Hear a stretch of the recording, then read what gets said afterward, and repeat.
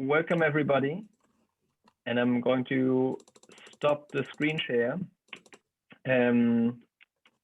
A very, very warm welcome to so many participants. It's great to see you. It's great to see the very, very alive interest in regenerative agriculture and agroforestry as the topic of tonight. My name is Ivo. I am part of the Climate Farmers team. I'll say a few words about what we do with climate farmers, and then I'll hand right over to Oliver, our host, and the amazing speakers of tonight. Climate Farmers is an organization and a movement centered in Europe to build the infrastructure to scale regenerative agriculture. Basically, what we see is the interest for regenerative agriculture has grown immensely over the last couple of years, which is amazing. And we all know, everybody that is here, how incredible the potential is that we have with regenerative agriculture, and how much we can sort of gain from growing this around the world.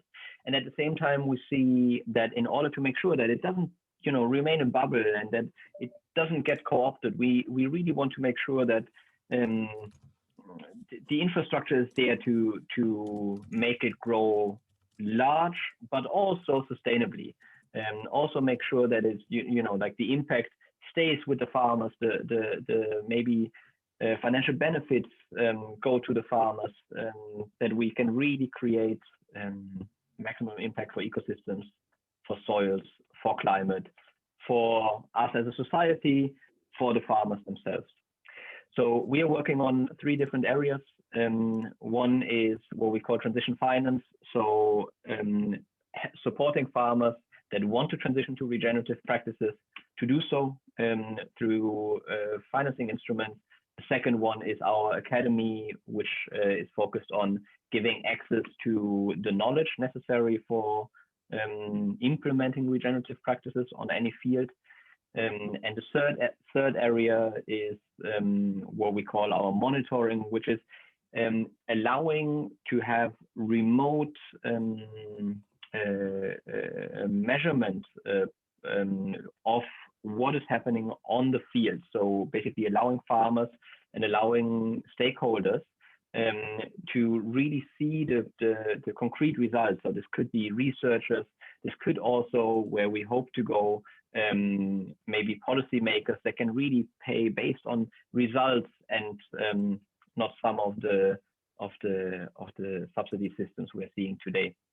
So it's sort of a whole ecosystem we are creating here, and I know many of the people in this virtual room tonight are working on different parts of this ecosystem as well.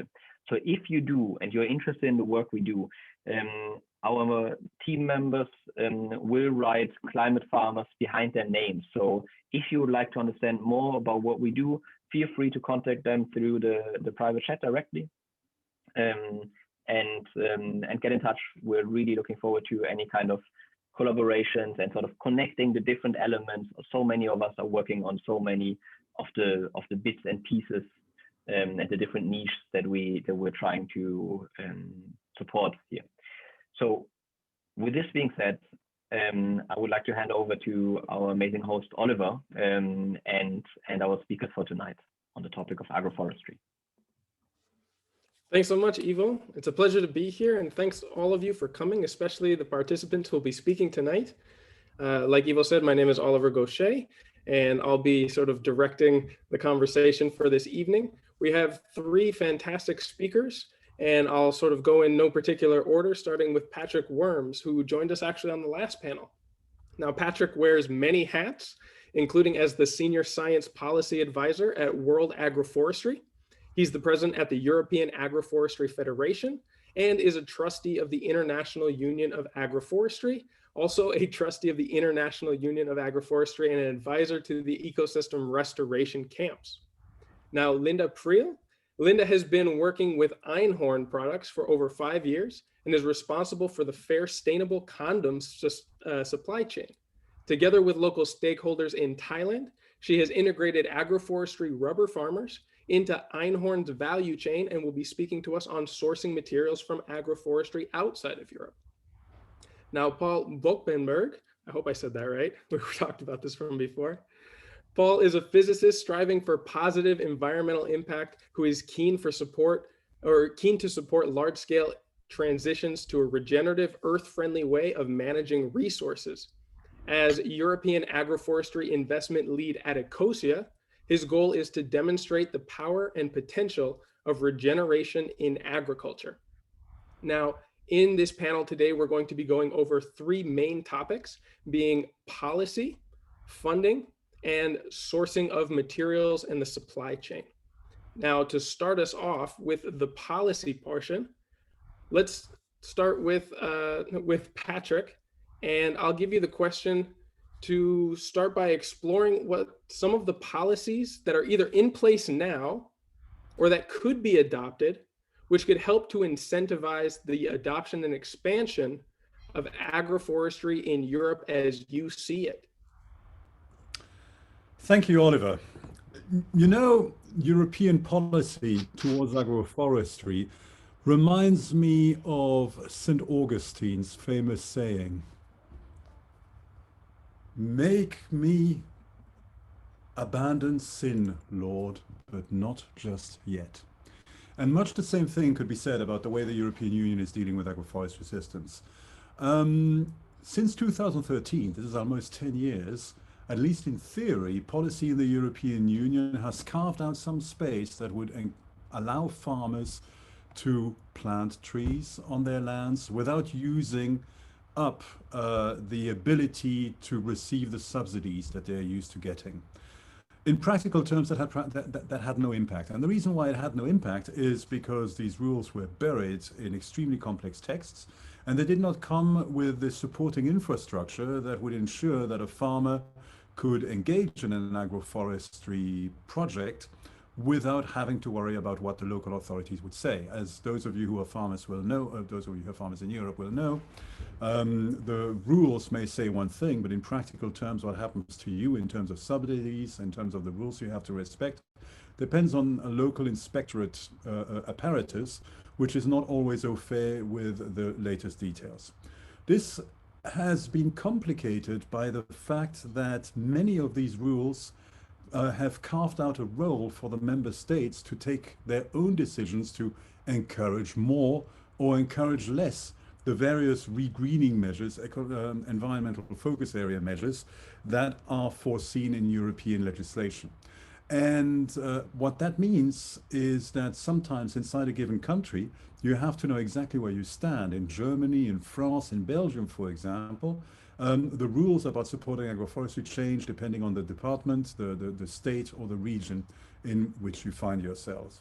Finally, you have a thicket of measures at national and regional and local level which can make life difficult if you engage in agroforestry. I know of one case in Vlaanderen, the northern part of Belgium, where the farmer used these openings and these European policy measures to plant some trees. In his case, it was poplars in a silvopastoral system. And at the end of the rotation, of course, the objective was to harvest these poplars and sell the timber. He was prevented from doing so because by then the local borough, the municipality, had slapped a preservation order on his trees on the grounds that they were beautiful and therefore worth preserving, but without compensating him for the loss of his income.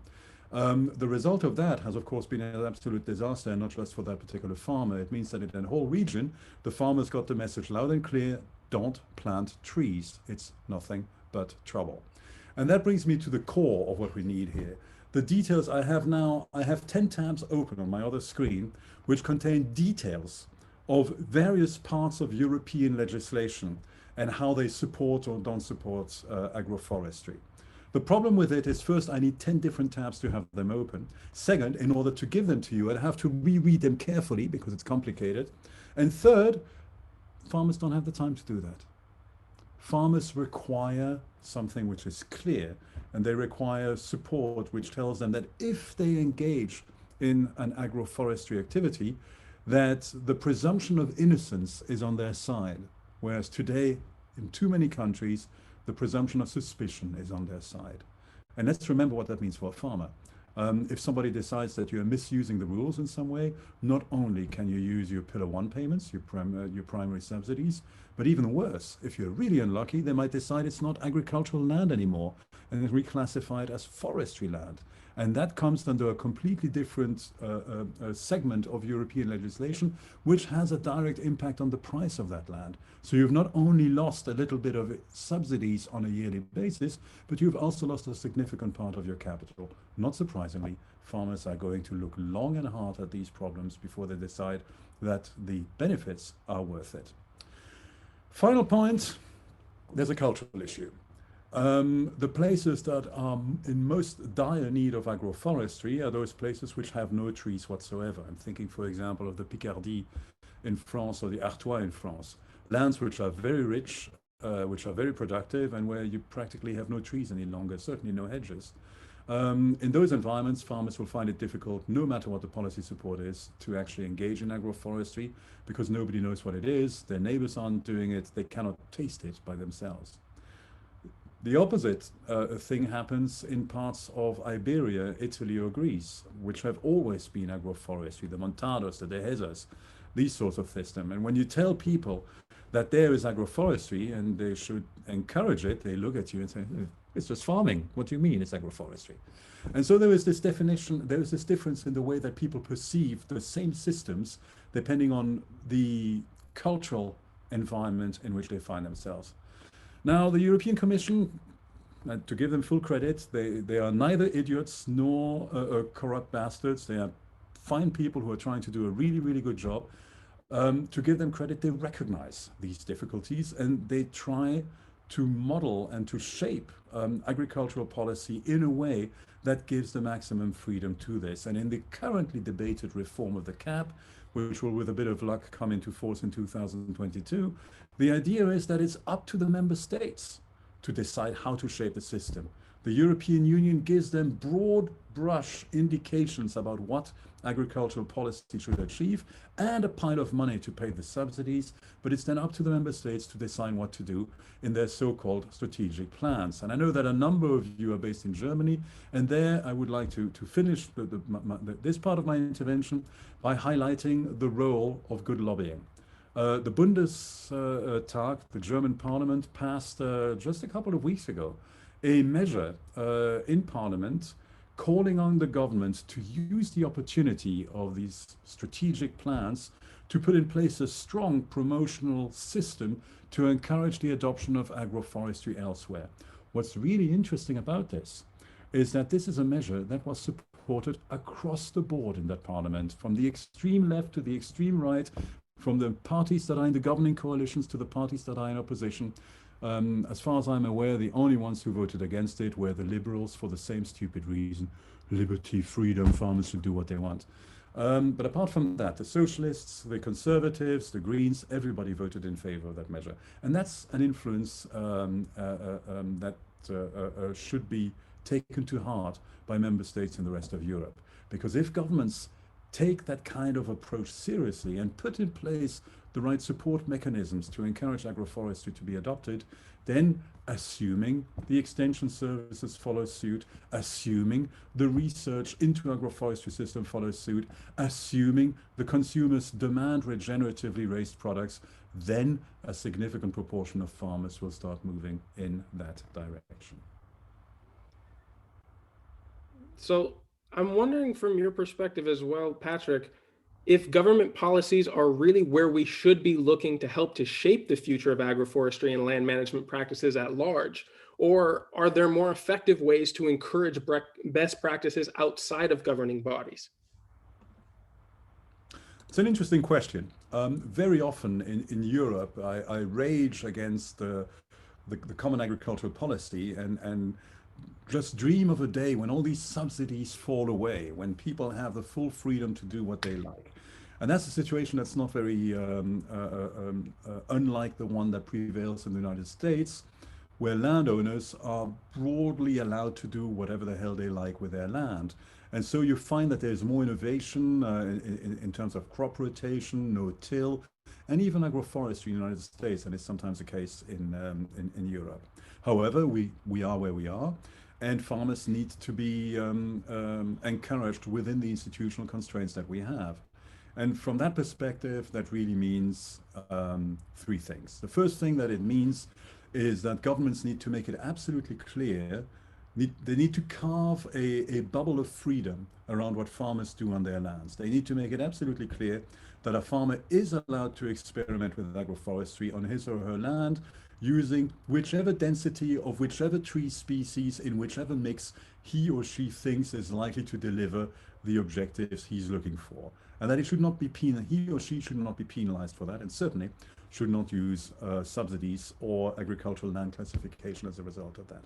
The second thing that states need to do is to understand that farmers need knowledge and advice. Farmers know their land better than anybody else because they work that particular piece of land, but that doesn't necessarily mean that they need everything there is to, that they know everything there is to know about how to manage that land as productively and as sustainably as possible. They do need advice. And right now, in the rich world, the advisory systems that we have are largely controlled by the agrochemical industry, who fund a lot of the work that's being done in the universities, who fund a lot of the extension services, and of course, who provide advice through the farm goods stores, the shops, where farmers go to equip themselves with the tools and the inputs that they need to carry out their business. It's extremely easy to get advice on how to use fertilizers, on how to use pesticides, on how to use seeds, on how to repair your tractor, on how to mechanize something. It's very, very hard to get good advice on what to do with agroforestry. The private sector cannot be expected to pick that up for a simple reason. If you, Oliver, have 200 hectares of wheat in Germany, and I am Syngenta or Bayer or whoever, I'm going to be making somewhere between 50 and 100 euros a year per hectare from your land. This is a business that's controlled by half a dozen large companies around the world, which means all of the commercial farmland around the world is paying that kind of profit to these companies every year. That's tens of billions of dollars in profit, a lot of which is reinvested in marketing and lobbying. If instead I launch a consultancy business, first, let's suppose you're in an environment in which nobody's ever done agroforestry before, you're going to have to decide to do something unusual, which is to hire an agroforestry consultant. So my marketing costs are going to be very high, because it's simply going to the shop to buy my products as an agroforestry advisor.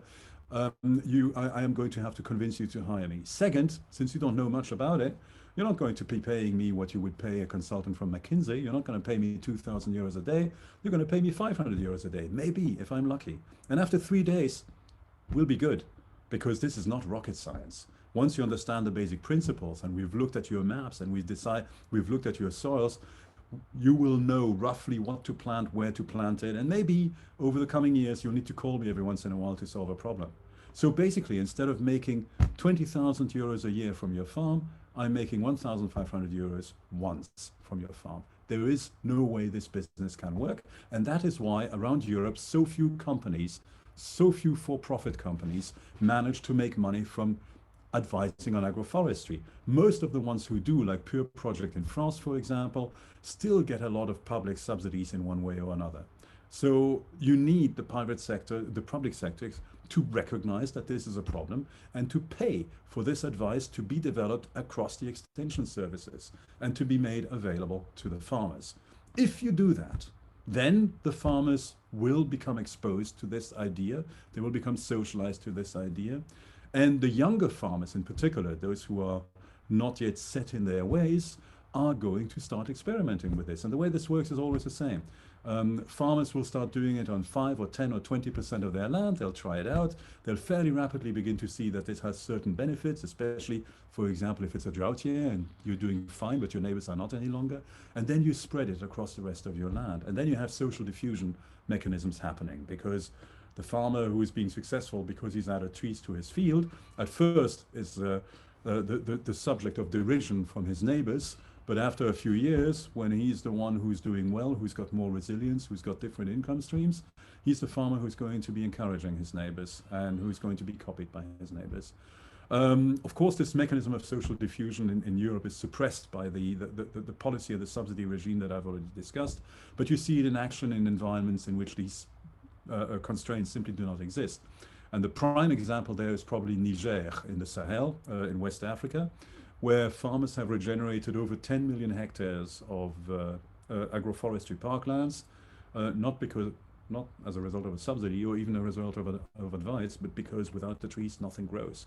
With the trees you might get a crop. Without the trees, it's, you know, the local climate is simply such that it's very, very hard to grow anything at all. So, but in Europe we are cursed. We are cursed by fantastic soils, which are of great quality. You can mishandle these soils for decades before you start paying the consequence. And we are cursed by all these subsidies. So farmers can continue to do suboptimal management, which is costing a lot of money in inputs and generating a lot of negative externalities without suffering any of the negative consequences of that. Thank you, Patrick. I'd like to throw it now to Paul. Paul, could you give us a perspective on how you've come to work with or against some of the policies in the projects that you are helping to advance of agroforestry in Europe? Yeah, sure. I mean, let me maybe just give one small note. I'm not sure if everyone is aware of that, why funding is such a big issue, especially for agroforestry. So we are speaking about planting trees here that will that take a number of years to bear fruit. Even if we plant very quick-bearing trees, those will be at least 4 to 5 years. But in most cases, for agroforestry systems that we would like to see, we speak more about 10, 15, 20 years to have a full production going. And so that means that any system we want to establish needs really high upfront costs. So a high investment in the beginning for planting those trees, for maintaining those trees, for watering them, all the work that goes into that will only be, let's say, refinanced after 10 to 20 years. So this sort of, let's say, this bet in a way, because for most farmers it really seems like a bet. They don't recognize yet that there's a guaranteed benefit in it for them. This bet seems like a really high risk, and therefore we need both through subsidies but also through investments, because not every farmer has that money just sitting around in his bank account. We need money made available for these sort of establishments of agroforestry. And this is just one short sentence on Ecosia. This is what we started doing. We basically propose financial partnerships to farmers who want to establish agroforestry systems and do it in a way that they can bridge this time until the agroforest starts to bear fruit. So coming to the policy, of course, policy and subsidy going hand in hand. It's in Europe, it's a major topic, right? So there are very few farms in Europe that even conventional farms that are profitable without subsidies. It's more or less doesn't exist. So we need, I mean, the farmers are used to and they need the subsidies. What we have encountered, and it confirms everything that Patrick just says. So farmers cannot and won't go through the jungle of laws and let's say adaptations of European ideas that exists in the different regions, right? Because in Germany, for example, we have to speak about the federal states, and every federal state has its own rules regarding how to deal with agroforestry ideas. And so it's extremely complicated. At the moment, there's no public incentive to do agroforestry. It's a no-go. It's really difficult. Yeah, so we are experiencing that in all our projects. That's not it's not sometimes or a little bit. It's everywhere. We have found a couple of ways around. So basically, you find little niches that work. Just to give an example, walnuts, for example, you can plant walnuts, but then you cannot do anything under them. So you by no means think about integrating walnuts with I don't know, willows or poplar or other things that could protect the trees against wind or could just make a slightly more complex, slightly more interesting system. All of that is impossible. But if you just plant walnut trees, then that's you can get that subsidized, at least in Germany and in most parts in Europe. So there are simple things that work, but what we would like to see as agroforestry system and the type of systems that would really unfold all the advantages of agroforestry, it's impossible to get them subsidized. Yeah, that sounds like quite a challenge. Now, Linda, from your perspective, from the supply side, trying to source products, have you found any policies that incentivize this from the business end, or that make it easier to find products either in Europe or abroad based on the policies that exist from businesses? No, to answer this question shortly, not from a business side. Just to give you a short introduction. So I'm working for Einhorn, and we are producing condoms in Malaysia, and the rubber for these condoms comes from Thailand.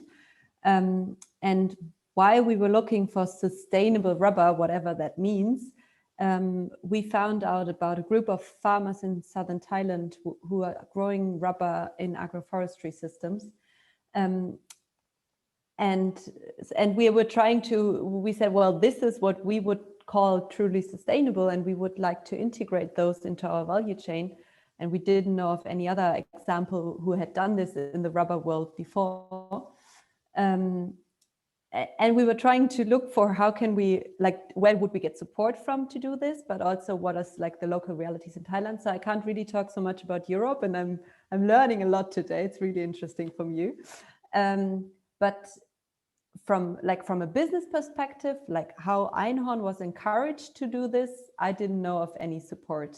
I know that there was some support for the farmers to do this way of growing, but it wasn't directed to any supply chain connection. Well, for that reason, let's quickly move on to the funding side, and we'll focus on Paul for a minute. When I'll come back to you, Linda, when we talk more about your work and the business side of agroforestry. Mm-hmm. So, Paul, you had just mentioned some of the challenges and difficulties of navigating the policy side of implementing agroforestry systems here in Europe. But I'm wondering that since there are very few initiatives that ever get the funding that they want to implement their goals, careful priorities, of course, need to be set for the actions and the tools that are most effective.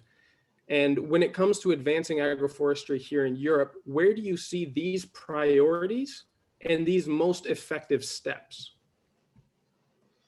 I think there are three levels that by prioritizing the projects that we fund.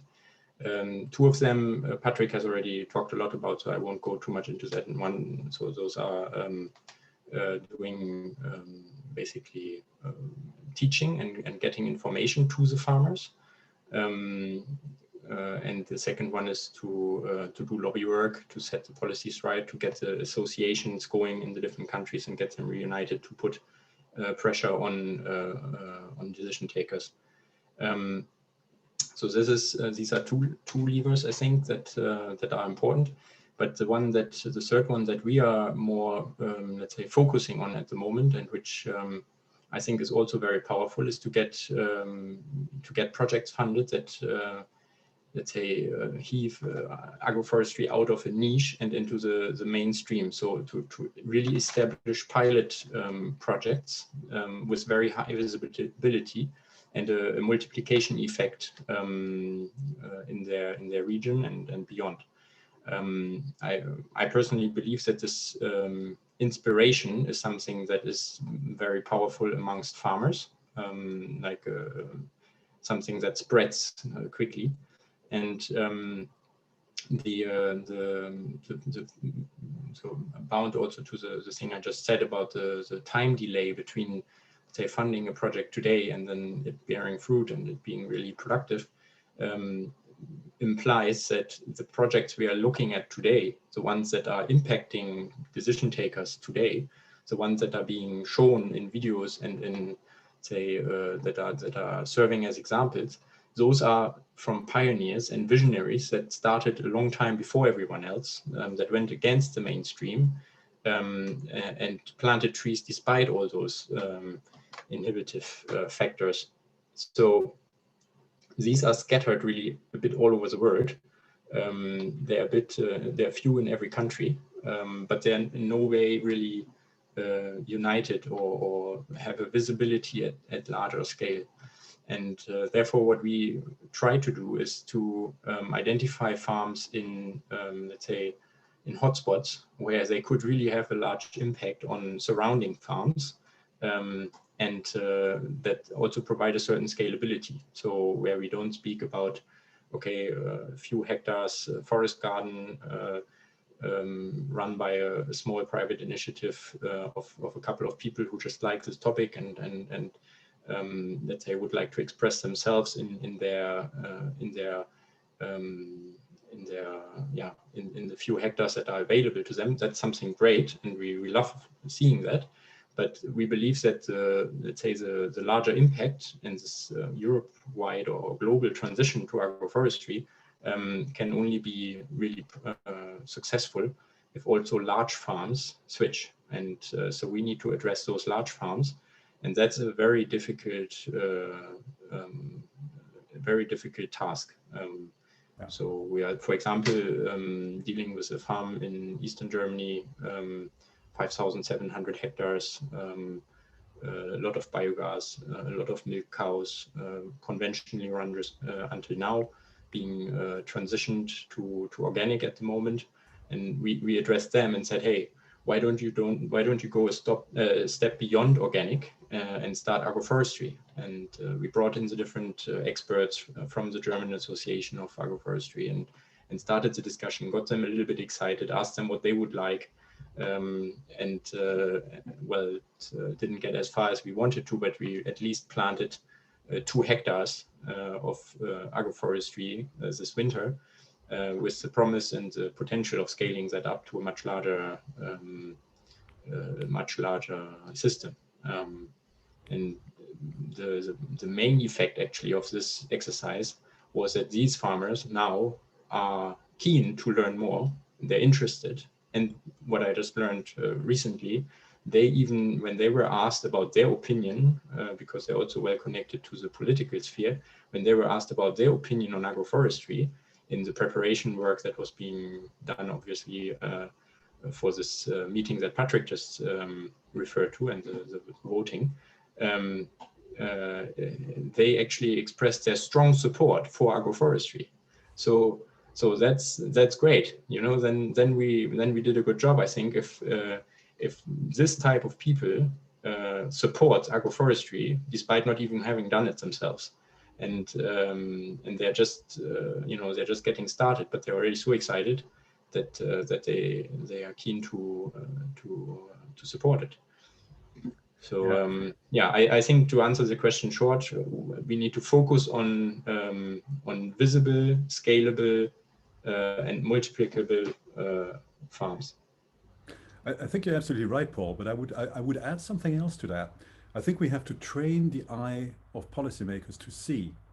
Europe is full of agroforestry, but even the people who are doing that don't realize they're doing agroforestry. Whenever you are in a landscape that has hedges or windbreaks or woodlots, or you see animals grazing under trees, all those are forms of agroforestry. And very often people don't realize what they're seeing. Then people sometimes are stuck mentally in too restrictive a vision. In Eastern Germany, for example, you have these large farms, which are the privatized old communal farms of the East German system.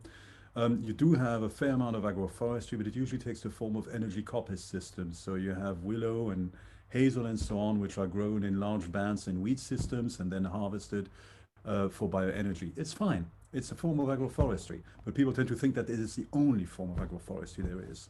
So in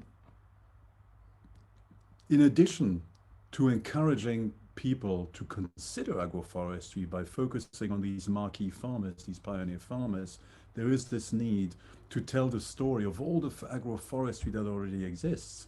If you look at the studies that have been done, you find that on 5% of European agricultural land, there's already more than 10% tree cover. That's agroforestry. It's already out there, but yet it's not recognized as agroforestry either in national or in European legislation.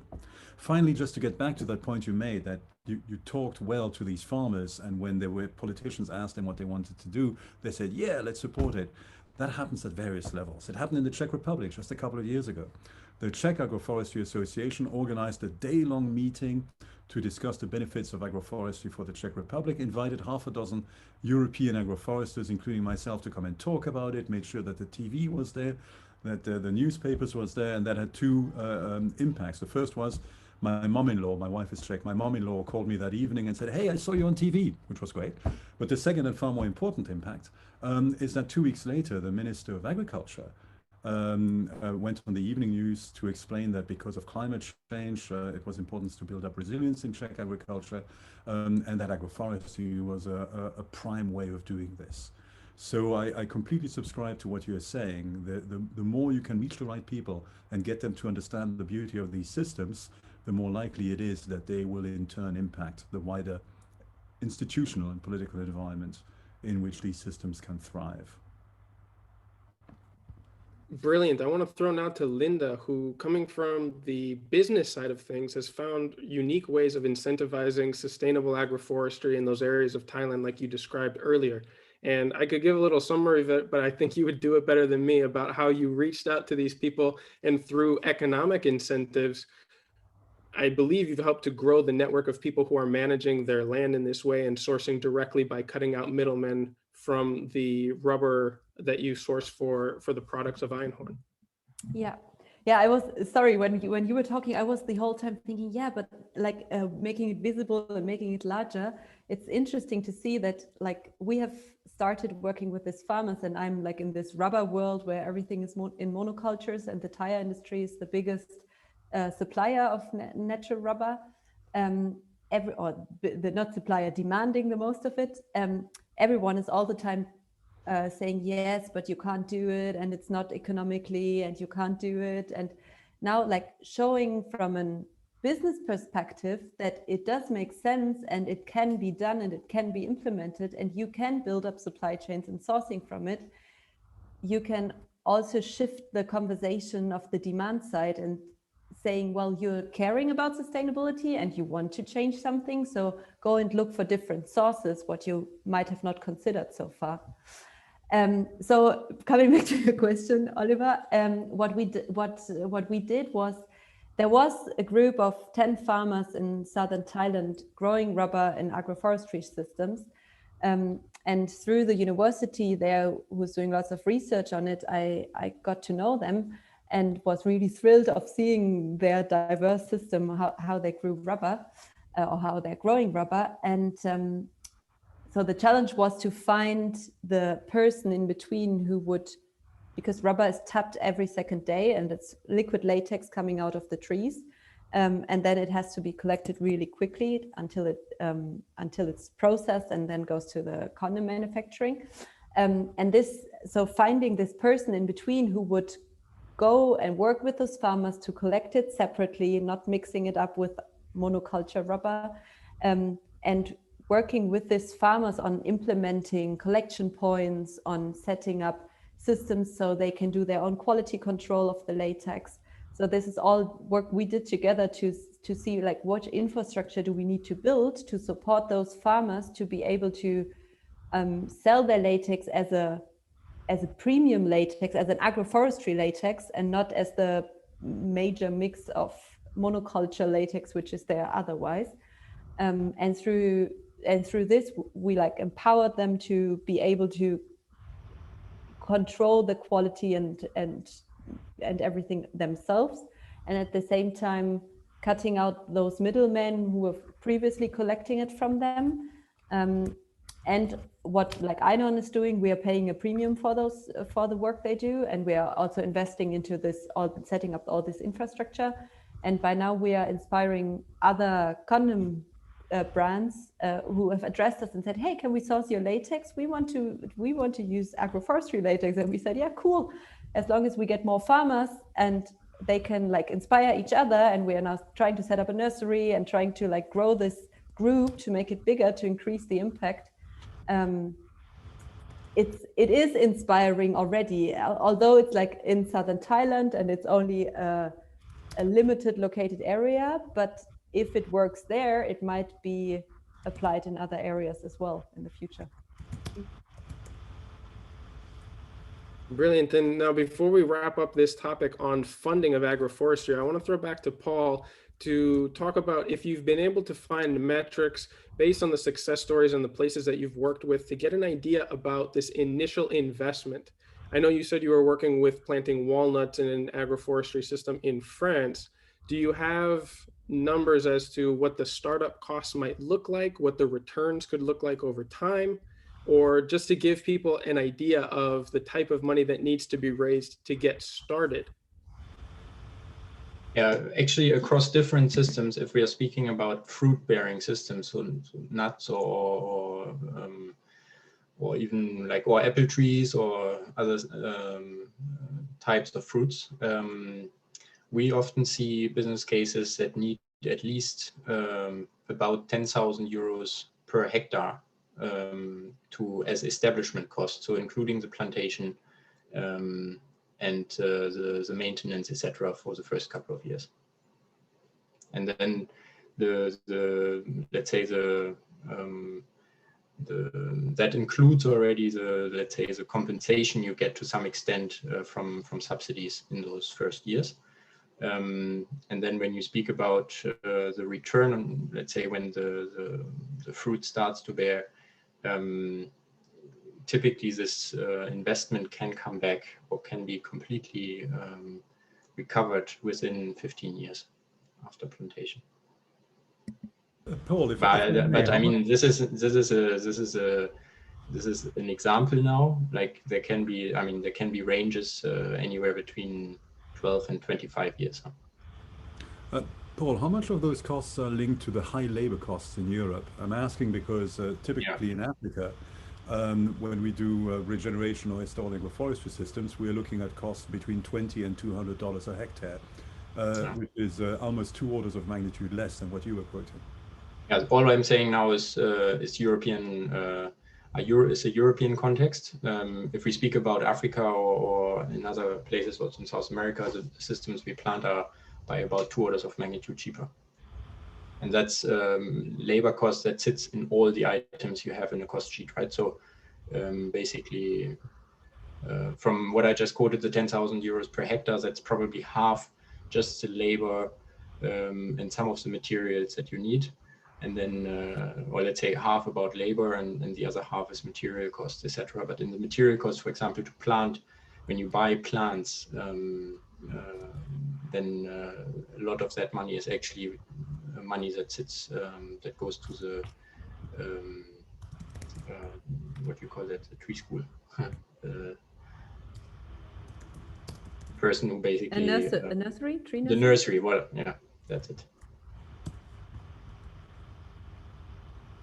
All right, well, that gives us a lot to think about the grand differences between regions. And I would imagine there's quite a bit of difference between areas of Europe as well, given that there are differences in labor costs as well. Now, let's focus over into Linda's specialty in the sourcing and the business side of agroforestry.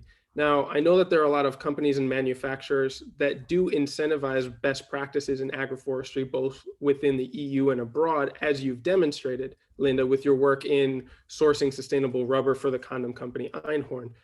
What have been the biggest challenges in finding and sourcing rubber from these polyculture rubber producers? Was it something that was easy to locate simply by asking around, or did you really have to do some detective work to find sort of exemplary ecosystems that you were looking to support?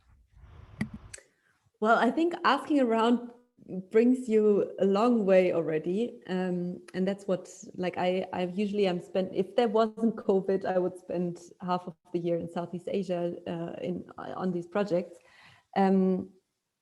So asking around and getting in contact with this agroforestry community and the rubber world, and then you will always find, at one point or the other, you will find those pioneers or those people which are doing things differently. So it took a while, but finally we got there. But what was difficult, or what was the biggest challenge, is to, okay, it might be that you've identified them and that they are there, but to make this to organize that they were very like individual farmers, and we have like put them together as a group. I mean, they have put them together themselves, but we helped them to like put up some infrastructure so that they would regularly meet, learn from each other, build like a learning center, and also setting up the infrastructure to have a separate supply chain. Tracing back to those farmers was for us from a business perspective difficult, and now it is interesting to see how they have, through rising interest of businesses in that area, more and more farmers are looking at those pioneer farmers and saying, hey, what are you doing? Can we learn from you? So it has actually started that all this adoption rate is increasing, and the area is becoming slowly a little famous for agroforestry rubber. And in your opinion, what amount of power does the company who is sourcing the material have to direct the way that it is produced? Has it been a real incentive for others to sell their products for higher amounts, or to learn from the education center that you've put together? Or are there other incentives that seem more powerful to the producers themselves? Well, I think demand side is one tool, because when it comes, rubber is a very volatile price range, and nearly 90% is grown by smallholders, who are like even more skeptical to price peaks. So everyone, or many farmers, are looking for like, how can we help ourselves to not be that reliant on that single crop from a financial perspective.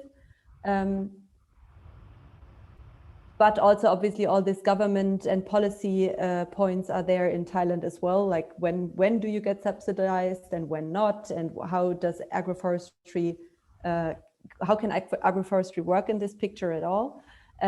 But what I personally have experienced, that when you look at the rubber industry, like 14 million hectares are covered with rubber worldwide, mostly around in the tropics. And mostly only in monocultures, and partly in very huge plantations, which are delivering to one tire manufacturer only. And the adoption of change there, and the possibility to look into more sustainable practices is very limited. And when I started going to rubber conferences, people were always saying, yeah, but that's like not economically beneficial, and it can't work out, and it's too high cost to get it running. And now we have proven them, hey, it is running, and the yields are at least as high as it was in monoculture, and the farmers are happy doing it. Yes, there is more labor involved, but it's also like it is working right now. So to give those examples from a business perspective as well, and showing it is possible and it is feasible to do so, I think definitely can at least change the stubborn topic of the limitations of sustainability, and that it ends with maybe not using glyphosate or something, but that there's so much more to it, and that the conversations about sustainability from a business perspective has to change towards more regenerative agriculture. And this has to start somewhere, and with showing that it can work, I think is a good start to work into this direction. If I may, Linda, yes, please. You're clearly an exceptional businesswoman, because you can make a jungle rubber system work. I have a slide here on my screen. I don't know if we can authorize screen sharing. We did work in the early 2010s comparing jungle rubber, as we call it, these complex agroforestry rubber systems, with here you go. With plantation systems, and it's obvious. I think you can see that now.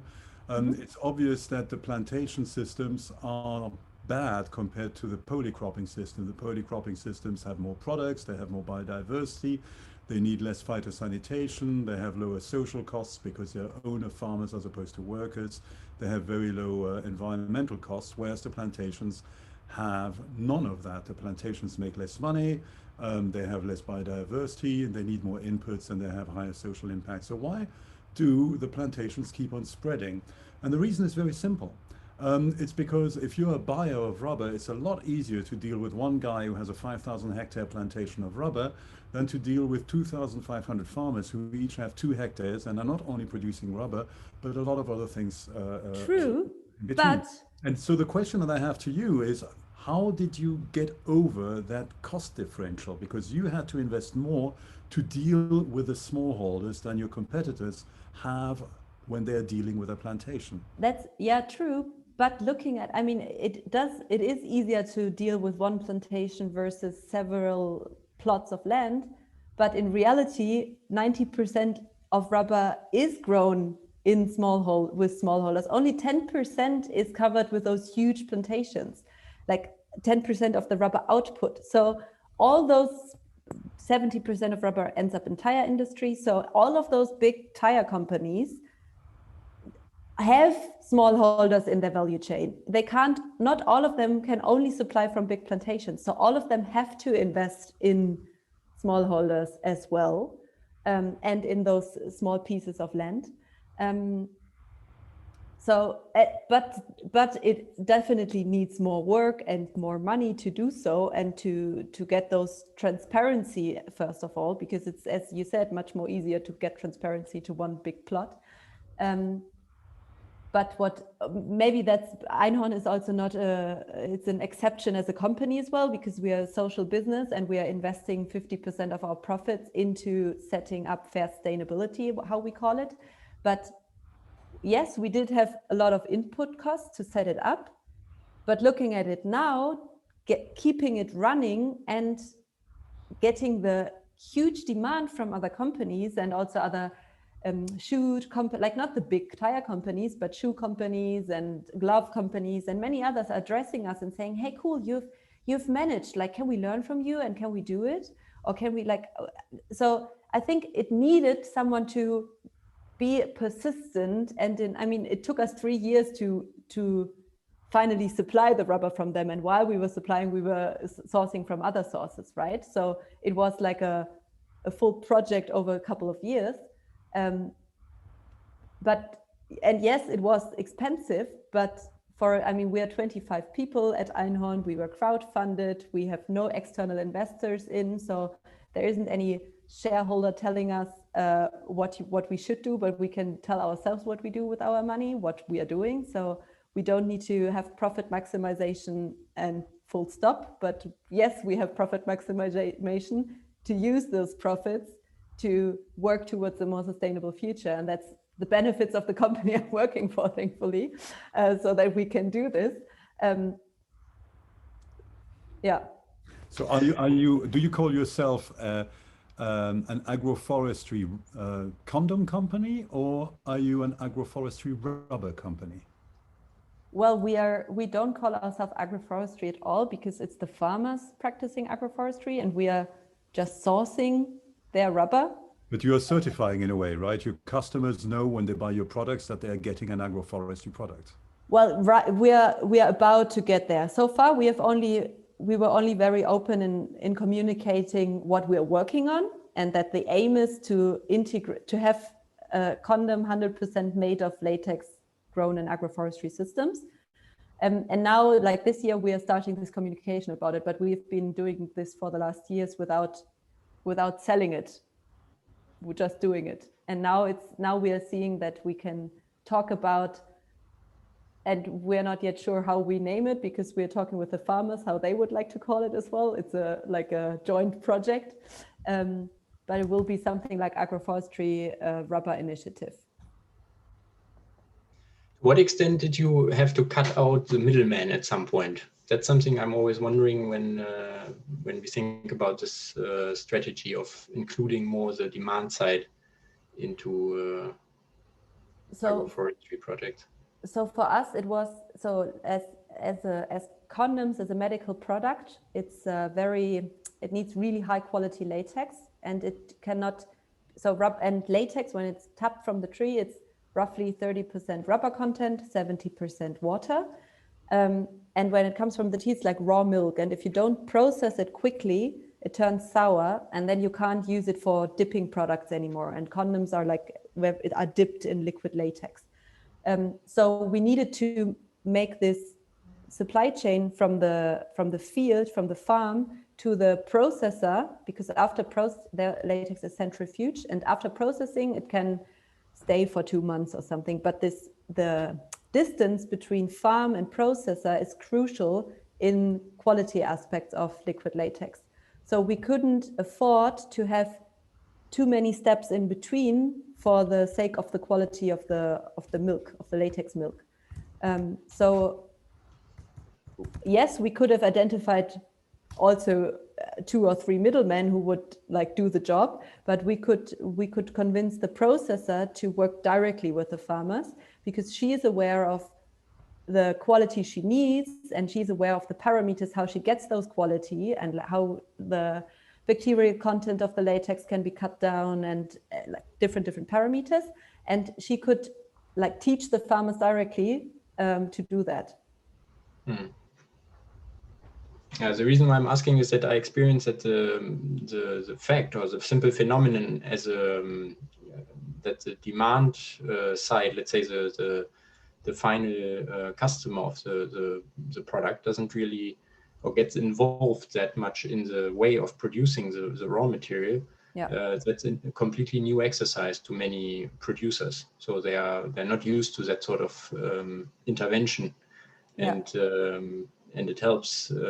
It can help tremendously to get things going, but it's a new type of dialogue. And to organize that dialogue, I mean, for example, EIT Food, they're also running a new program now in regenerative agriculture, and trying to instruct farmers, mostly in Southern Europe, and their long-term game is similar. They want to involve large consumer good companies to basically give preferred offtake agreements to farmers that do regenerative agriculture coming out of those programs. And this dialogue is it's not easy. And I think, I mean, for us it was crucial to have this processor in between, and this was basically a work of 3 months. I was just driving around, pitching the idea to different processors, saying, hey, let's do agroforestry together, you can invest in it, and it would be really cool, and you'll get more money from us if you just supply from them and help them setting it up. Because everyone is like in this world, everyone was just looking, okay, how much money will I get to do this? And so I needed to find someone, and this is what I found in Sudita, our processor, who would understand why we do this. Why is agroforestry something beneficial for our planet, for the future of our children, of everyone? And so I convinced her from a mindset point of view to work with us on this. And money was also an aspect, but money could have been an aspect for all the others, but none of them was willing to invest time to set it up. And she was, because she understood the vision of why it is important. Well, look, this has been a fantastic conversation up until now. Obviously, we can go further into all of these topics for much more time that we have. But at this point, I would love to throw it to the people who are listening to open it up for a Q&A. So if anyone would like to either submit questions via the chat that I could ask for you, or if, how do we want to do it? Ivo, do you want to allow them to just chime in and speak as well? Sure. So if anyone has a question at this point, please, I would say raise your hand so that we don't have a problem of everyone speaking at once with the delays of internet connections and all.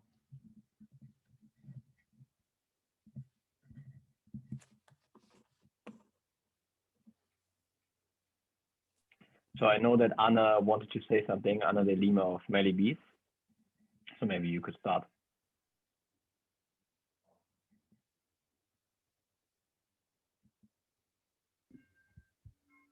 Okay, now I can be muted, sorry. Yeah, so I would love to actually talk about it first, because that's a topic that really touches me. Like, my grandpa was a rubberman, so he in the Amazon area. So I originally come from the Amazon, and my grandpa was the one cutting the trees to make latex.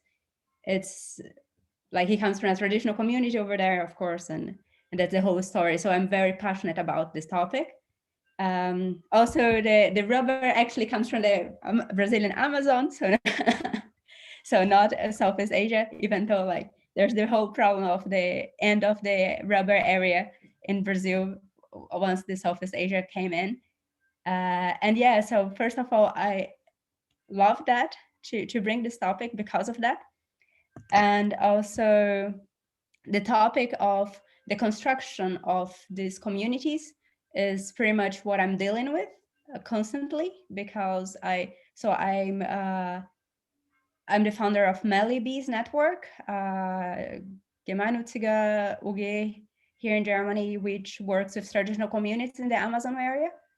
And we focus our work quite a lot on strengthening the traditional community associations over there, so we can work with them. Pretty much exactly the hardest, the bottleneck that you mentioned earlier. So I would love to hear more about this process, how that works. If you did some kind of association there to do that. We are right now talking about a fund for supporting activities individually in each association. So not like our fund, but like their fund. And so I would love to hear a bit more from you about this process, because that's exactly what I'm doing. Thanks for your question. So we have been very lucky that we've been working closely with two researchers from the university there, who are rubber farmers themselves and who are in very strong connections with the farmers we're working with. So through them, we got the connection to the farmers. And then we have hired two local consultants to set up the organization and it isn't a registered organization, but to organize and to have the English word is missing, to have for like regular meetings and regular education sessions on best practices and on measuring latex content and everything. So we've worked with two independent local consultants. They are not as particular NGO. We thought of setting up a funding project with the German government institution, but we didn't do this because that would have restricted us to too much reporting, and luckily we could invest the money ourselves. So we didn't need to go for other players involved. So it was mainly university and local consultants. Okay, thank you. All right, I've got another question here from Toby Kellner, who writes, in a country like Germany, is there a scope for community-supported agroforestry? And if yes, what would be the best way for communities to get involved to support farmers in establishing agroforestry systems? Whoever wants to take that one. It's a question about communities, not a question about agroforestry, isn't it? As long as you can create a modus operandi for a number of people to come together and do a joint project on the land, where what they do is cover it in a parking lot or plant trees on it, is really up to them. So Toby, perhaps you can unmute yourself and explain more carefully what you mean?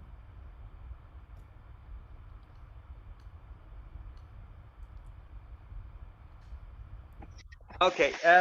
Well, my question was mostly in the direction of actually, is there a way for working with farmers? Can you hear me? Am I? Yeah. Yeah. So, if some of the barriers, let's say, for farmers are that there's a high upfront investment of labor and capital, do you see, or does anyone involved with this see scope for, let's say, a scheme where a number of people approach a farmer and say, look, if you want to turn 10 hectares into agroforestry, then we pledge to each invest 100, 1,000, whatever euros, and give 10, 100, whatever hours of labor. And in exchange for that, we would like to have half of all the walnuts you ever produce. So something like that, sort of like being in Freiburg, I think there might be people, for example, here who might potentially have interest in a scheme like that, because everyone always says, let's do more tree planting. And we always say, well, but where would we plant them?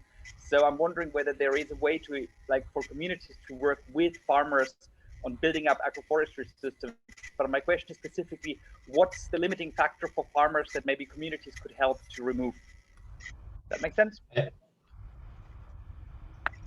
I think that makes it a lot more clear, and I am just having several ideas. So Patrick, if you don't mind, I will just shoot, because so first of all, I love your thinking. So these type of activities or initiatives of going to a farmer and say, hey, we will help you set up that agroforestry system in exchange for a few nuts in 10 years. That's great. And in fact, there are some associations that are doing things like that. So, for example, WeField, it's a charity or a charitable organization near Hamburg in Germany, and they are basically seeking land that is either totally mismanaged and being degraded, where the farmer agrees to changing his practices, or land that is simply not used at the moment. So. And they use these pieces of land, and that's sometimes just really a hectare or less than a hectare, to establish regenerative systems and agroforestry. So we are helping them also to set up some of these things. And basically what they do is, together with the association and all the members in it, they provide the work. They collect money from different third-party funding institutions to get the plants, get the materials, etc. And so this is a really great initiative, I think, that is going a bit in this direction. But to clarify a bit more about the possibility of what you alluded to, of sort of implementing a farm in a farm system, right, where basically the farmer agrees to let go a few, like a certain percentage of his land in the form of strips or islands or whatever, where trees would be planted, and these trees would be planted and managed and etc. by someone else than him. I think this is a great way of getting more agroforestry done as well. But of course, it's very difficult to set that up, because you need this dialogue between someone who likes trees and who wants to manage trees and the farmer. So I have not really seen that happening anywhere. I know of one example, and that's in Portugal, where an owner in a montado landscape of about 400 hectares has opened up his land to encourage young people to come and try various kinds of farming in there, including the classical livestock raising, but also horticulture. And the way he's done that is in effect by giving them access to his land rent-free for a certain number of years, with in exchange of which the people who use that land also work on the rest of the farm. He did it for two reasons. He did it to increase the complexity of his farming system in order to build up resilience and create more biomass, but also in order to enhance his social life. Because if you are a farmer on 450 hectares of land and surrounding you are other farmers with land holdings of roughly the same size, the landscape is empty. And this issue of loneliness is one that bedevils an awful lot of farmers in Europe. And this is a way in which you can in which you can tackle that particular problem.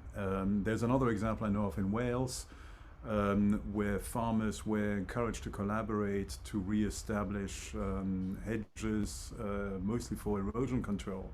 And where a few years later, when they were interviewed to ask what was the key benefits they got from that system, the research thought it was going to be higher productivity, less erosion, lower cost, that sort of thing. No, the key benefits that the farmers did is we talk to one another again. We meet regularly to plan together how to manage our landscapes. The social benefits were crucially important. And I wonder, and Paul, I'd be interested in your opinion on this. I wonder how important that is from your own experience, since farms in Europe have become so consolidated, since rural areas have emptied so much. Sorry, how important what is exactly? You mean the social element? And if the social element would not be the unique selling point to bring agroforestry to farmers. So, I mean, social, like, I mean, there are many aspects to that I think are extremely complicated and at the same time important in getting agroforestry let's say, more accepted by farmers and in farming communities. So, for example, most people who get started with agroforestry tell us that their neighbors consider them, I don't want to say idiots, but basically people who are running extreme risks and are not responsible with their land, and they're saying like you will degrade your land because it won't have it will lose its status as productive land. It will deteriorate. You won't be allowed to take those trees off anymore, alluding to the same example as Patrick mentioned earlier, etc. So basically, there's a lot of pressure against agroforestry from the peer groups, and I mean, to break that, I think education is one way, inspiration is another, and just making it, somehow getting it more known needs to break that. But we haven't, yeah, I would say we are just in the beginning with all of this, right? So we have to work on it, and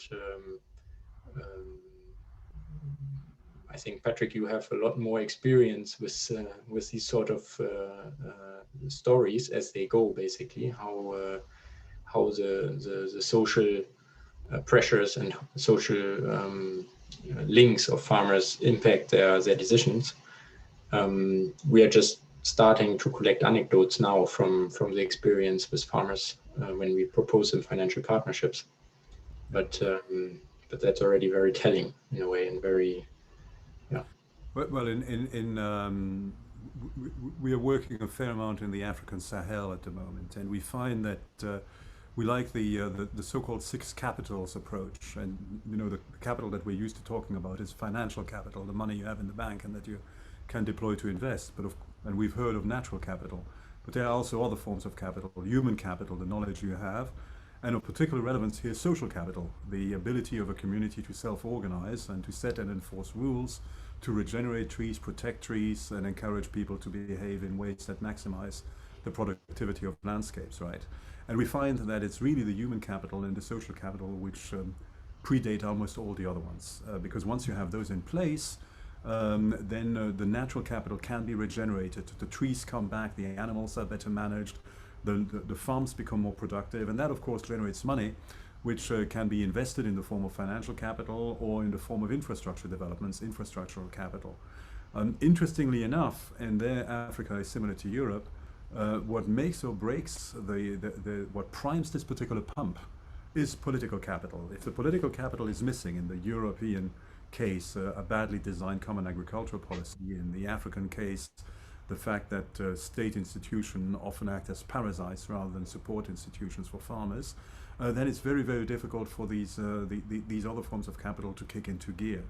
And what I find interesting about the European example is that you are dealing with farmers who on average are many orders of magnitude richer than their African counterparts, but who nevertheless are succeeding or failing on many of the same issues.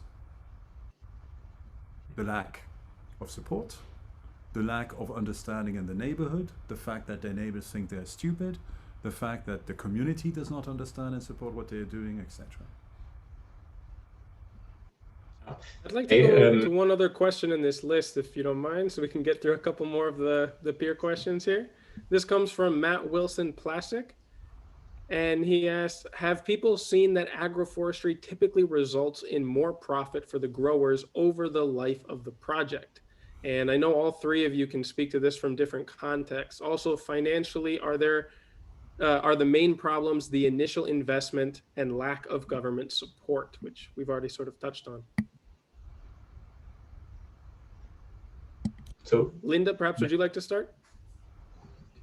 So speaking from this rubber initiative we're working with, the farmers have considerably less input costs when it comes to fertilizers, or they're not using any herbicides, because usually in rubber monocultures you have huge amount of herbicides applied, which they don't, because they have enough shade that they don't need to. Same with fertilizer. They don't need fertilizer because of the different decomposition cycles from different tree leaf falls. So the input costs are lower. The output costs, like the yields of the rubber, is at least same as when it was if it was monoculture. Yes, they do have more work to do. Like they can't just tap the rubber trees, but they also need to take care of the other plants that they're growing. From the conversations I had with them, it was more work, but work they like to do, they were motivated to do. I'm not saying it's, of course it can be put in monetary terms if they weren't working at this time on the plantation as well, but would rather, I don't know, be a teacher or whatever in this time, it could have an additional source of income. So I can't really give a exact figure or any exact, like, yes, it's 1% more expensive or 50% less expensive. I can't say this, but there are different input and output factors, which I would say might come to a, like, not too much more input costs, and at the end a bit more beneficial to grow agroforestry. But I don't have the numbers. I'm sorry. Yeah, that's very, very often a problem. People want to know, am I going to make 17% or 18% more money from the agroforestry system? And you cannot do that for two reasons. The first reason is that agroforestry is by definition more complex than monocropping. So when you monocrop, in a given landscape, all the farmers who monocrop and plant the same crops and use the same seeds and follow the instructions on the bag and use the same pesticides and herbicides and all the rest of it will substantially get the same kind of yield, have the same kind of costs, and thus make the same kind of profit. Agroforestry systems are really different. If you plant the wrong trees, if you prune them the wrong way, if you plant them too close together, that's going to have an enormous impact on your profitability. So the spread of results is going to be much wider than in a monocropping system. And yes, the majority of farmers are going to make more money than those who monocrop. But there is going to be a significant minority who have done it badly in one way or another and who are going to lose their shirts doing it. And this should not be minimized. The biophysics, however, mean that, Ivo, if you can let me share my screen again. The biophysics, however, mean that if you do it moderately well, you are going to be making more money. Here is an example from the UK, and what these guys are doing is wheat and willow. So it's SRT means short rotation copies in effect, and what you have at the top were the results that they got from a monoculture. ODT is oven dry tons. So when everything is on the willow, they got 8.3 oven dry tons. When everything is on the wheat, they got 5 tons per hectare. In the agroforestry system, 20% was willow alleys and 80% was wheat in between. And of that 80% of wheat, 67% was full sun and 13% was close to the willow alleys and therefore shaded to 50%. And look at those results. The willow, you still got 3.3 oven dry tons, but the wheat in total, you got 5.13 tons more than you got on a monocrop, even though only 80% of the land was devoted to wheat. To calculate the total benefit, you calculate what's called a land equivalency ratio, the figures at the bottom there. And that's simply the agroforestry yield divided by the monoculture yield for the trees, and then you add to that the same division for the crops. And here what you have is a land equivalency ratio of 1.43, which means that the system is 43% more productive. In this case, these are things that you can sell, so you have 43% more income. It's not always things that you can sell. Sometimes you are generating stuff that you cannot sell every year, or that you have to sell after 10 or 15 or 20 years, depending on the rotation of your trees. But in practical terms, just by intercropping here, you have 43% more productivity. Now, think back, those of you who are farmers, to the kind of advertising you see for new seed varieties, or new pesticide varieties, or new fertilizer varieties, which are promising you 3 or 4 or 5 or 6% higher productivity.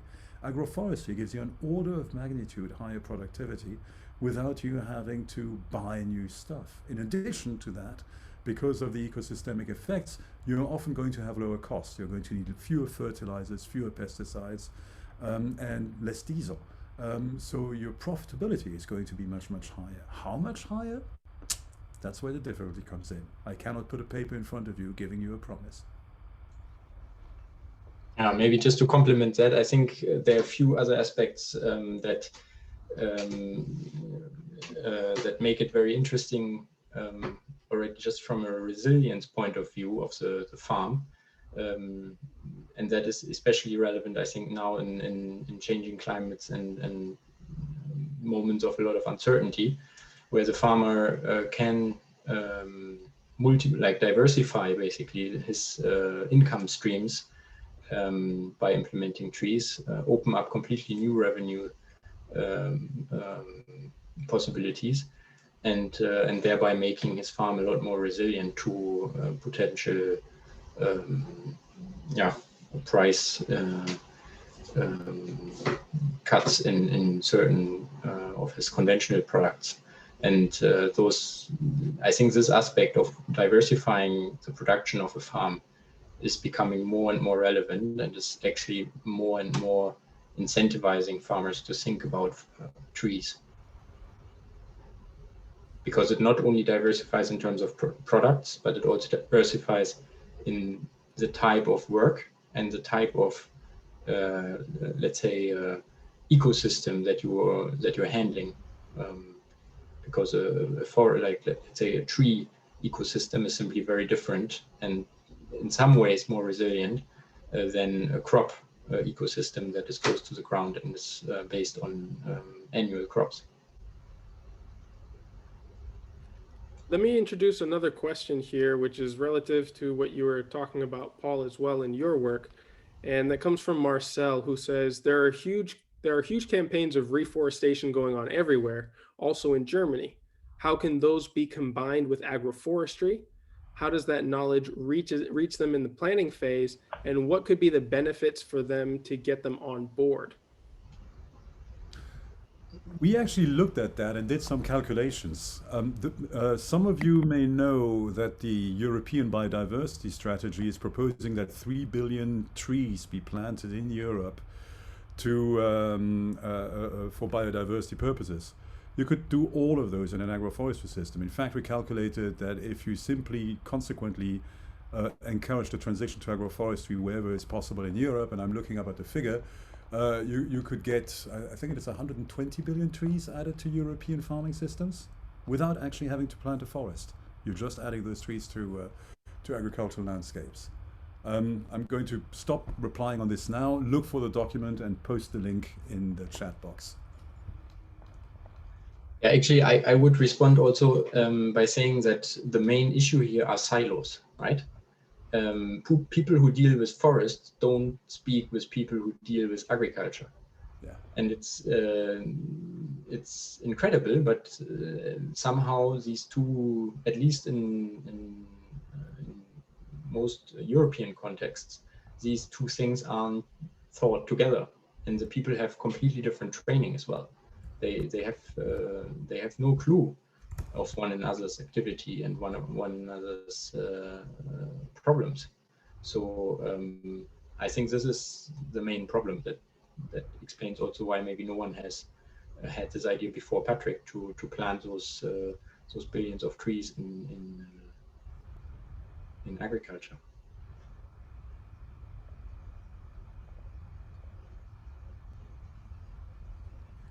Would anyone from the group like to ask another question before we wrap up? We're nearly out of time, but we have time for one more question.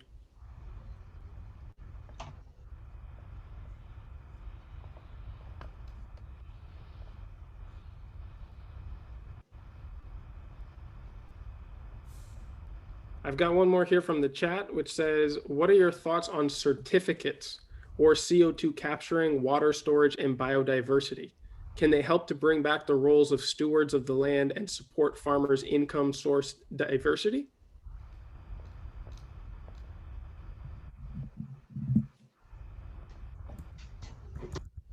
Whoever wants to take that one.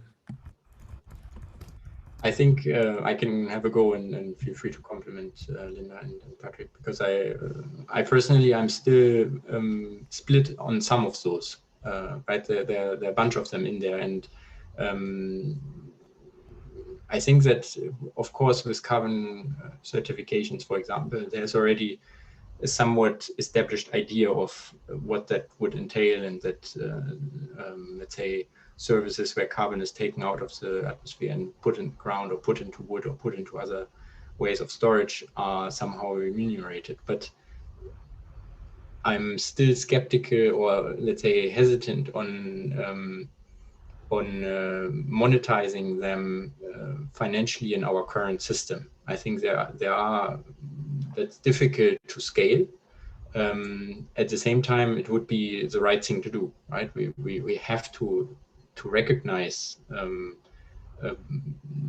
let's say, improvements in our ecosystem and their value to our, let's say, to our planet Earth. I mean, that's very clear. Just as to how to do that and how to implement it as a mechanism, I haven't seen a system that I would say that is scalable and that will work in our current circumstances.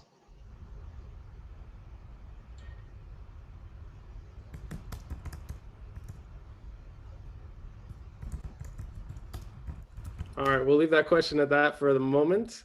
I'm going to jump to the bottom real quick, where we got a new question from Kevin O'Hanlon about dairy farming. And I'm just going to assume that this might be from Ireland, given the last name and the focus on dairy farming. Correct me if I'm wrong. He says, hi, would the planting of trees work in a dairy farm, or could planting them along by the wires and paddocks be an effective way of doing it in a dairy scenario?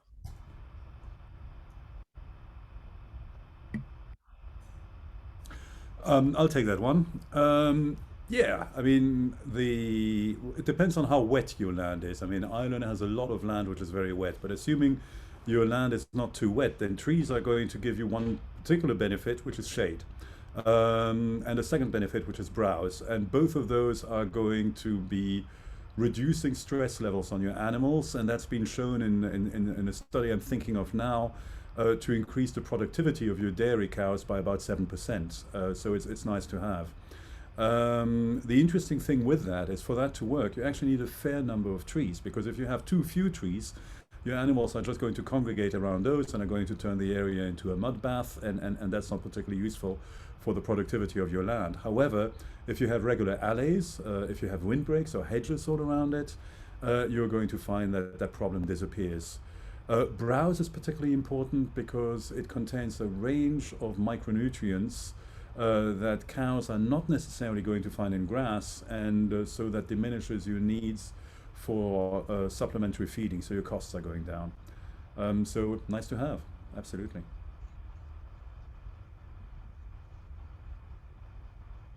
All right, so we are at, well, 7:30 here in Europe, which wraps up our time. And there were a number of people asking about the possibility of getting a recording of this. And there will be a recording posted both on the YouTube channel for Climate Farmers, and you can also get follow-up information through their newsletter.